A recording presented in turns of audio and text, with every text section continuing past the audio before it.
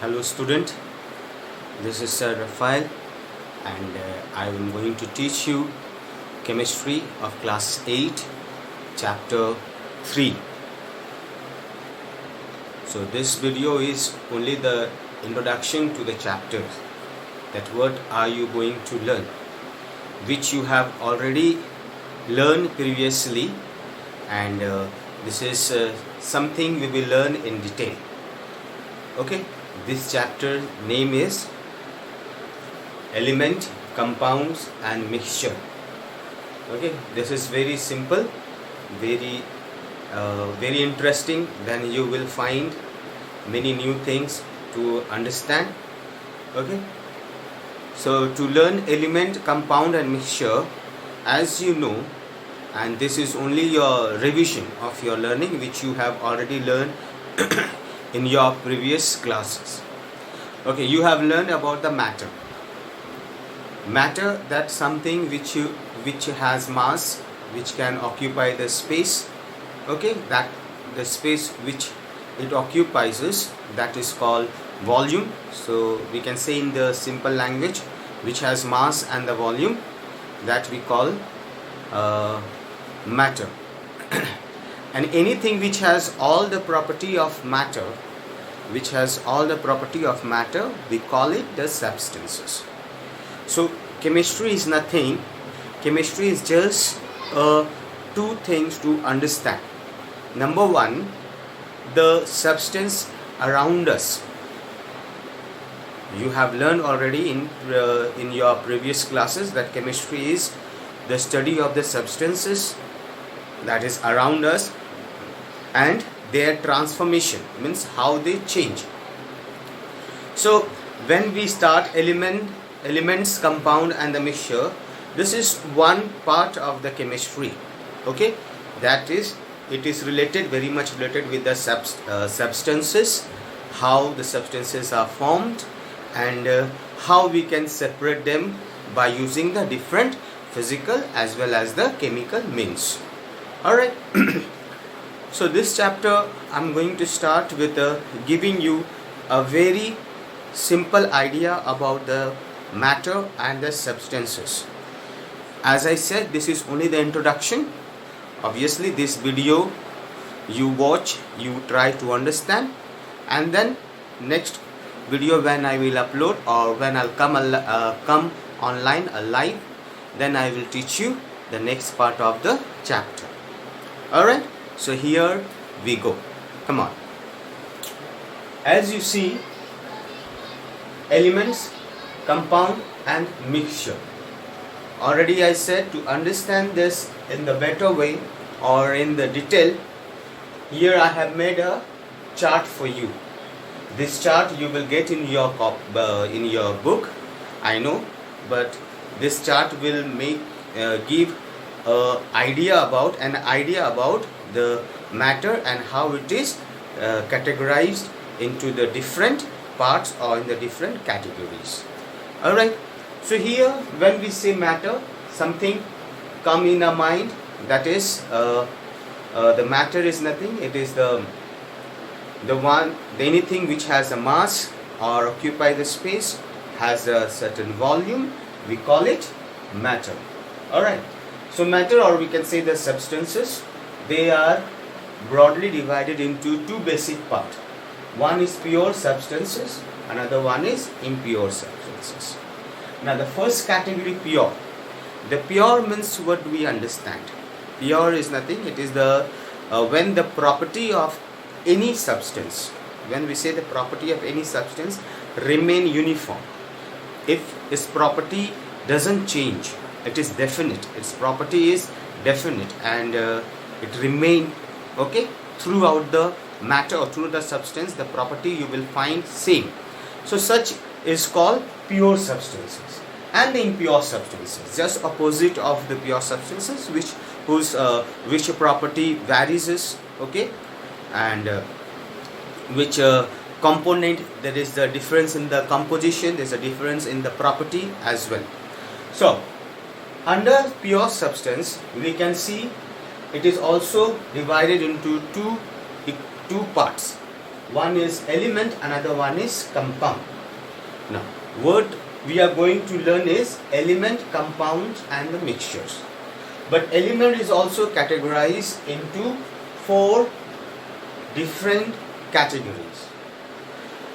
Elements which we have come across with and day-to-day life, we use some of them in our day-to-day life. Elements, the definition of the element says that element, it is a pure substance. Since it is under pure substances, so it is a pure substance which cannot be converted into its simpler form by any physical or chemical means.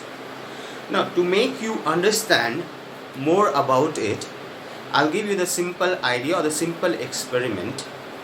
Okay, you take a piece of iron and somehow try to break the iron into small pieces. As you break the iron into small pieces, and a tiny piece of the iron you bring near the magnet, what will you observe? What will you see? Of course, yes, you are right. You will see the iron, the piece of iron will be attracted towards the magnet. Why? Because it is a small piece of the iron. So by dividing or grinding or by breaking the iron cube or the iron piece, you made a small tiny piece. Did you make iron into copper? Did iron change into copper, or did iron change into aluminium or any other element? No. So this is the property of the element. An element cannot be converted into any simpler form, anything simpler, by any physical or chemical means. Okay, this is simple. I always used to give one another example. It's very does it happen in your day-to-day life? Suppose now you take an apple and cut it into 2 pieces. Okay, the 2 halves, it will remain apple.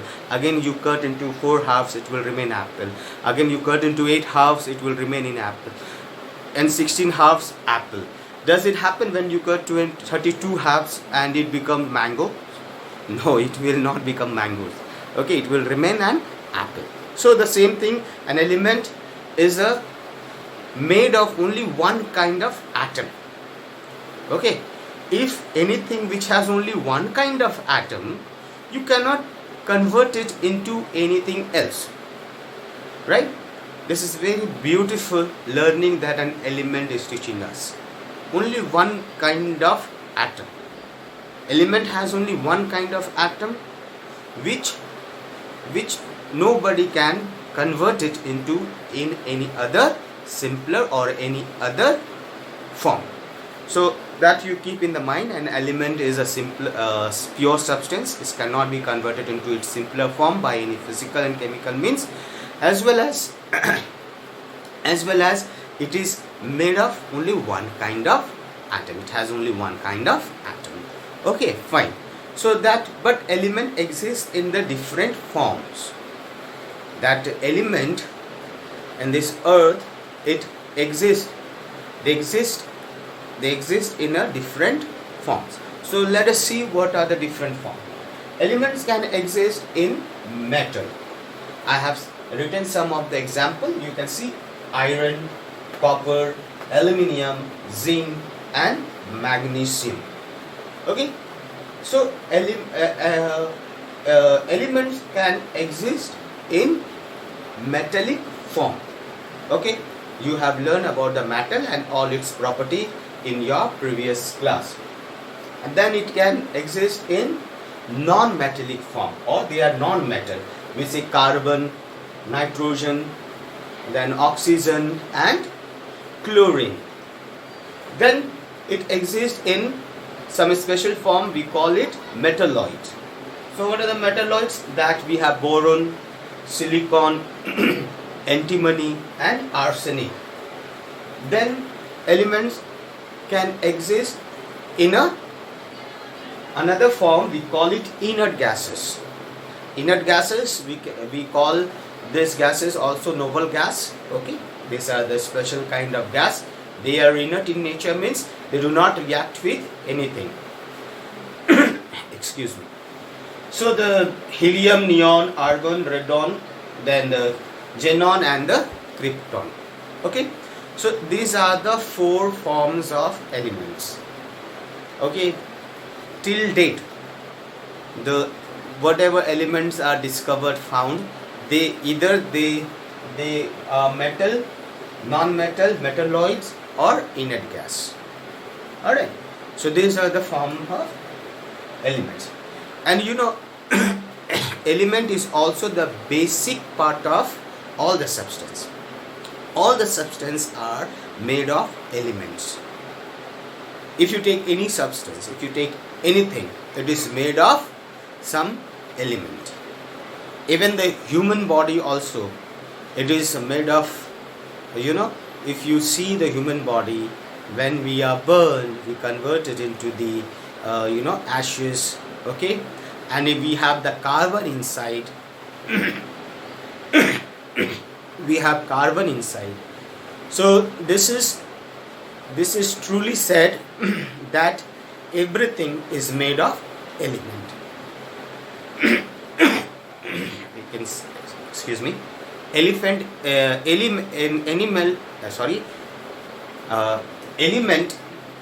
is the basic part of the substance. Everything is made of element. All right. So you keep this in the mind. The next category of the pure substance is compound. Now, compound, as I said, elements is the basic part.